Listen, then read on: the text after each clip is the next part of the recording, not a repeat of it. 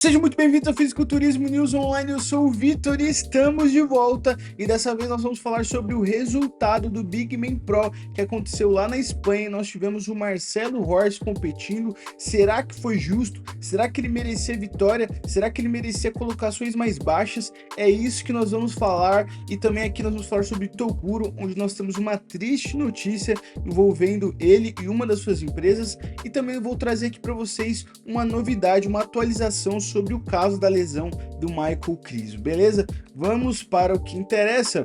Vamos falar aqui sobre o confronto principal do Big Man Pro que aconteceu lá em Alicante, na Espanha, onde nós tivemos dentro do top 4 Emir aqui à direita, nós tivemos aqui Akin Williams, que foi o grande campeão, e nós tivemos o Marcelo Horst ficando em segundo lugar, e aqui Mark Hector com a quarta colocação.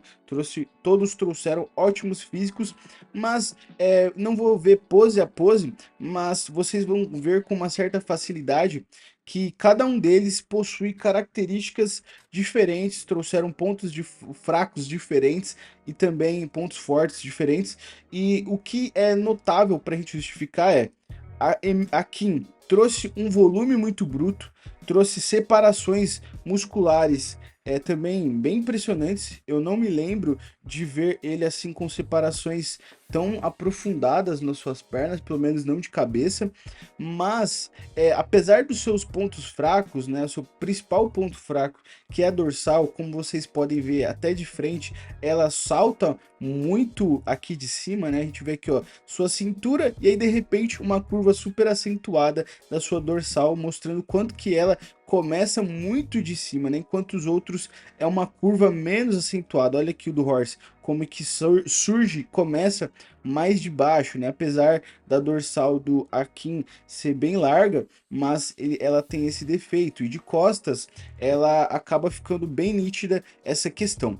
E a gente vê que ele venceu muito por conta do nível de maturidade, separação e de volume. Ele foi o maior atleta do palco. O Horst e o Akin não posaram tão bem, né? Apesar do Emir trazer umas poses estranhas, mas a gente entende que ele tá fazendo isso para valorizar, né, para disfarçar o seu ponto fraco. Então existe uma certa inteligência nisso. Aqui a pose de peito lateral é simplesmente a pose mais sinistra do Akin Williams. Ele tem uma largura de pernas absurda, né? Apesar da luz junto com a cor da pele, da pintura dele, não tá dando para ver tantos os cortes, mas a gente consegue ver que ele tem um volume absurdo de peitoral, um ótimo braço e uma perna muito grande. É a melhor pose, a pose mais impressionante do Akin, e aqui, na minha opinião, ele vence com certa facilidade. Em segundo lugar vem o Horst, que também tem uma pose muito boa, como vocês conseguem ver esse nível de separação que o Horst trouxe. Eu sei que existem muitos críticos sobre ele, né? Muitas pessoas, ele tem muitos haters, mas ele trouxe um condicionamento melhor, como ele havia prometido. Com certeza que essa foi a melhor condição dele, né? Ficou ali com excelente segundo lugar, pegou um top 2, ganhou ali 10 mil dólares, com a cotação atual do dólar, ganhou 60 mil reais, então vai curtir, já falou que vai para Ibiza, então vai matar esses 60 mil reais só na gandaia, brincadeira. Mas aqui, inclusive, voltando, né, me dispersei um pouco, mas aqui a gente viu uma das coisas que eu achei estranho no Horse é que essa dilataçãozinha aqui, eu não sei se foi uma dilatação ou se existe algo aqui que ele ainda não falou, mas isso foi uma das coisas que prejudicou ele nessa pose de tríceps de lado, né? A gente vê ó, como que o Akin tá com o abdômen bem contraído, Emir também, o Hector, apesar de ter feito mal essa pose, né, com o peito bem para trás, mas também o abdômen bem contraído, e o Horst aqui saltando um pouco, principalmente nessa parte que mais baixa do abdômen. Mas a gente vê que, ó, o condicionamento tá aqui, não é falta de dieta isso aqui, tá, gente?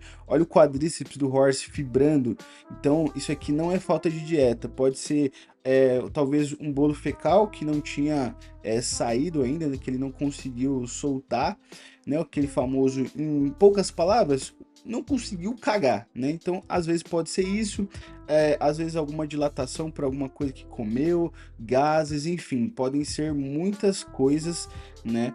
E ó, aqui ele conseguiu contrair bem, só que ele não conseguiu manter isso por muito tempo. Ó, logo já ele solta aqui, então isso infelizmente acabou atrapalhando ele nas poses, nessa pose de tríceps de lado. Aqui um ponto muito importante no duelo de back double biceps, a gente não teve nenhuma dorsal impressionante e a do campeão, ela provavelmente é é a pior aqui desse top 4.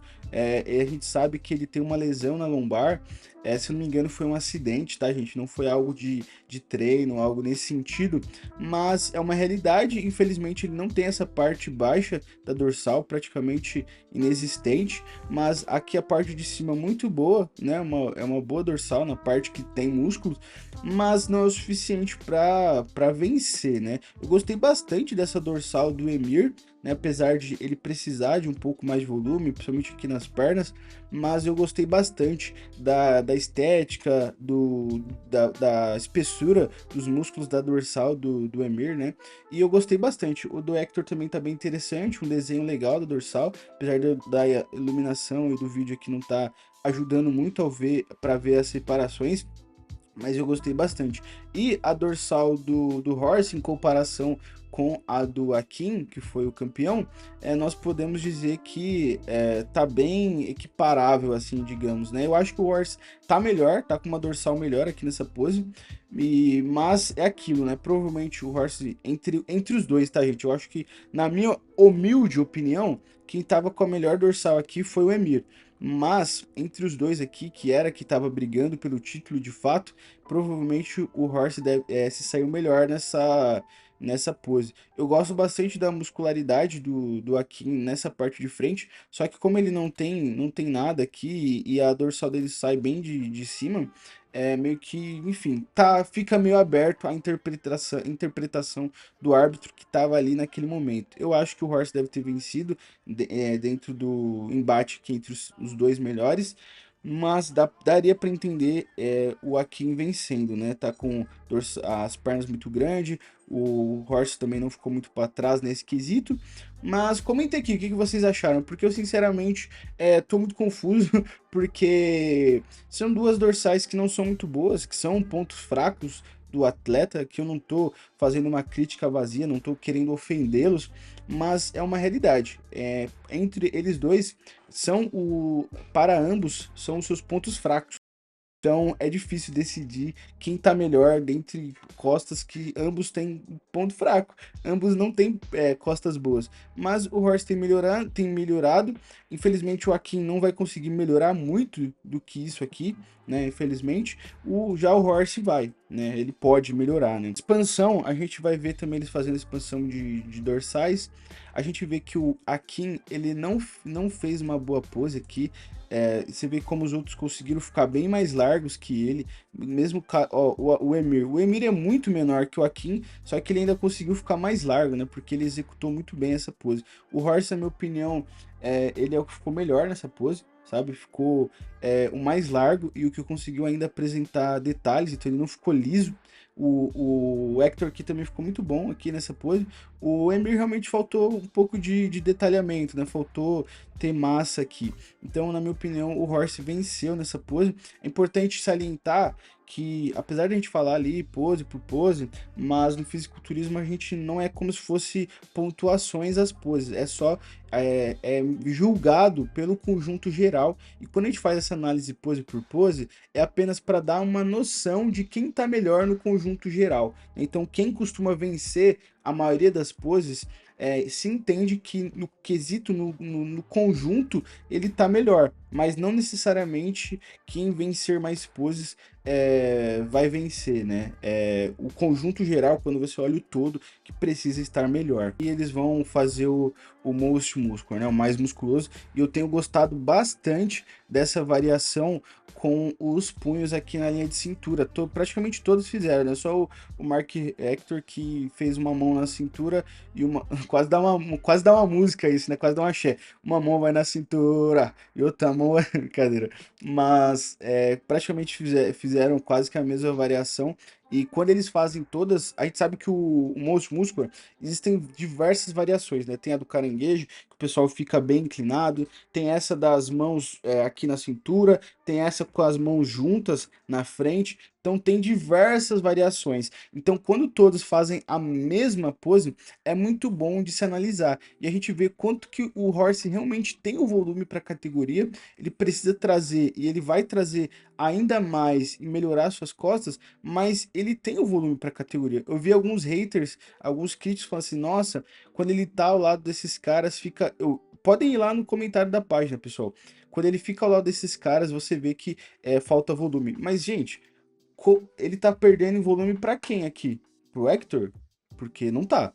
Pro Emir, que tadinho, é um ótimo atleta, mas o Horse não perde em nada.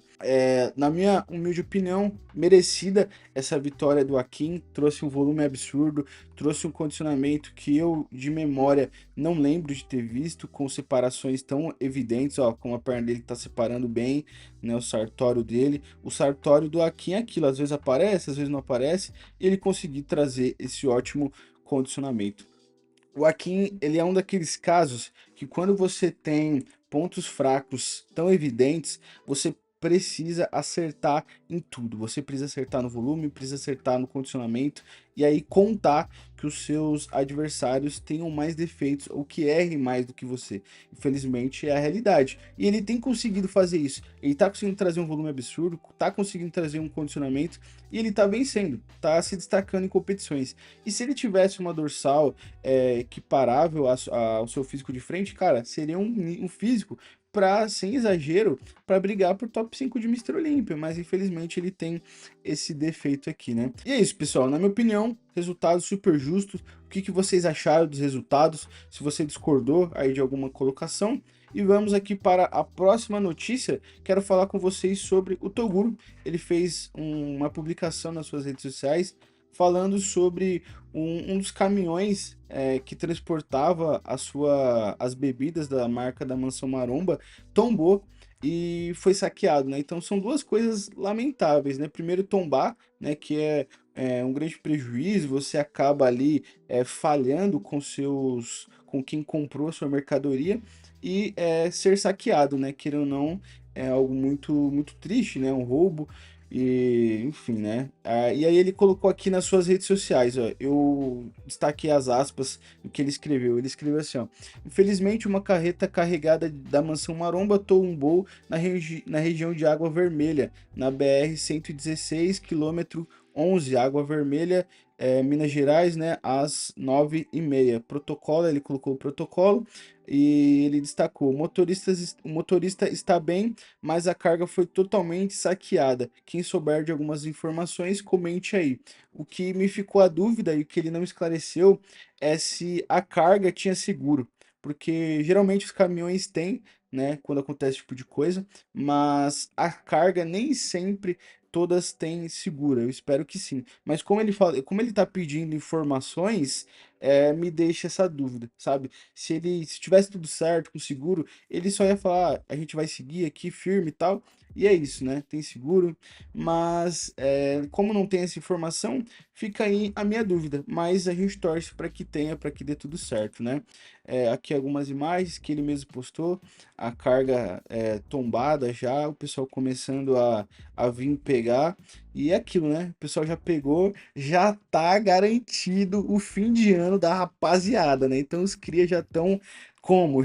Já fizeram o estoque pro final de ano. Eu tô brincando, né, pessoal? Óbvio. Mas depois que acontece isso, né? Não tem mais muito o que ficar lamentando, né? Essa notícia já tem um dia, mas eu achei importante trazer aqui para vocês. Nos seus stories, ele aparentou tá bem tranquilo, né? Tá vivendo bem a vida dele, então acredito que ele não apareceu chorando, falando nada sobre isso, então acredito que não tem problema essa minha brincadeirinha, né? Mas é isso, rapaziada. Mas vamos para a próxima notícia. Vamos falar sobre Michael Krizo, a besta eslovaca, ele no Instagram aqui do seu médico, né, o fisioterapeuta, ele escreve aqui, né, eu fiz uma tradução automática, tá, gente? Hoje finalizamos o processo de reabilitação após uma lesão grave e cirurgia difícil no ombro. A articulação do ombro está 100% pronta. Aí marca a clínica, né? Primeira competição de 2025, marcou outro profissional. E diz assim: Michael Krizo, hoje terminamos o processo de reabilitação após uma lesão feia e uma cirurgia difícil no ombro. A articulação do ombro está 100% pronta, né? Então, uma grande notícia, ele que já está totalmente reabilitado, como diz aqui o profissional. E a gente vê como que o físico dele realmente deu uma minguada, né? Então, é um cara muito grande, óbvio, mas quando a gente compara com outras imagens, né? A gente vê que infelizmente é isso, né? Acaba perdendo volume, acaba não tá nas melhores condições, mas agora ele vai voltar ali ao seu 100%. Então, para quem de repente estava se perguntando, né, o que aconteceu com o Krizo, porque a gente não viu ele competindo recentemente, teve várias competições que geralmente ele estava participando, né, como Praga, Romênia, ele sempre estava nessas competições na Europa. E ele não, e aí talvez muitas pessoas estavam se perguntando o que estava acontecendo com ele. E para quem não sabia, né, ele se lesionou, mas agora ele já está 100% recuperado do seu ombro, fez uma cirurgia, se cuidou bem, o que é muito importante, né? Eu estava ali acompanhando a sua recuperação, não estava fazendo loucura, estava seguindo tudo que precisa.